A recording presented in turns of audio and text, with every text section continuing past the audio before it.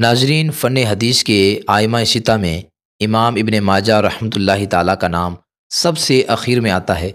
دوسرے آئمہ حدیث کی طرح امام ابن ماجہ رحمۃ اللہ تعالیٰ نے بھی خدمت حدیث میں بڑا نام کمایا اور اپنے بے شمار مداحین پیدا کیے۔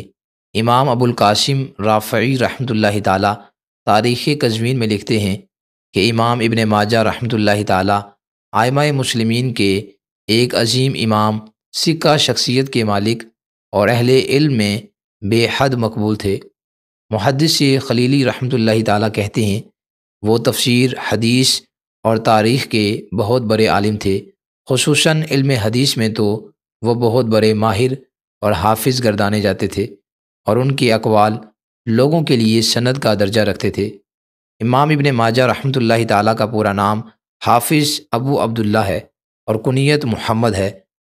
امام ابن ماجہ رحمۃ اللہ تعالیٰ 209 ہجری کو عراق عجم کے مشہور شہر قزوین میں پیدا ہوئے۔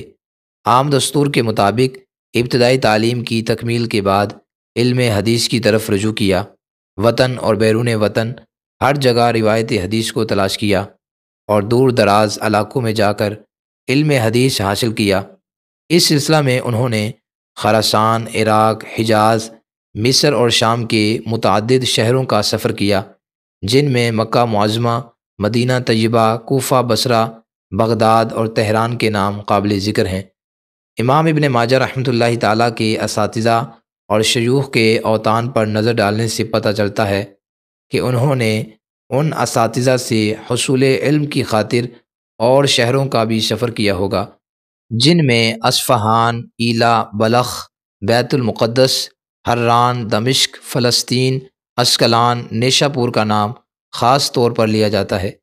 امام ابن ماجہ رحمۃ اللہ تعالیٰ کے اساتذہ کی بھی ایک کثیر تعداد ہے، جن میں سے چند حضرات کے اسماء یہ ہیں: محمد بن عبداللہ بن نمیر، ابراہیم بن المنذر، عبداللہ بن معاویہ، ہشام بن عمار، محمد بن رمح اور داؤد بن رشید۔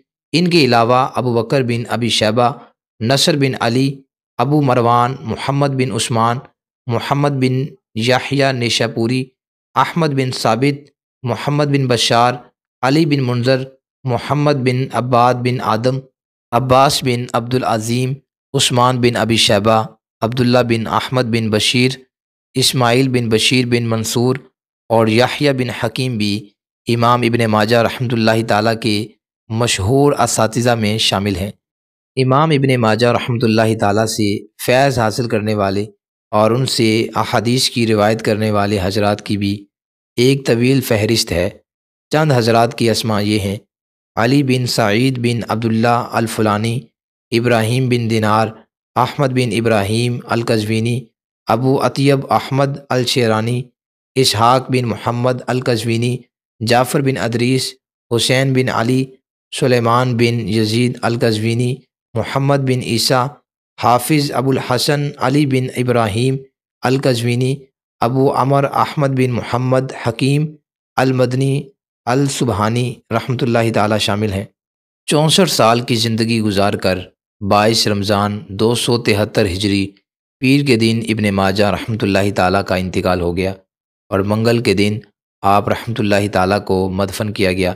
حافظ ابو الفضل مقدسی شروط آئمہ الستہ میں لکھتے ہیں کہ آپ کے بھائی ابو بکر نے آپ کی نماز جنازہ پڑھائی اور آپ کے صاحبزادے عبداللہ اور 2 بھائیوں نے مل کر آپ رحمۃ اللہ تعالیٰ کو قبر میں اتارا۔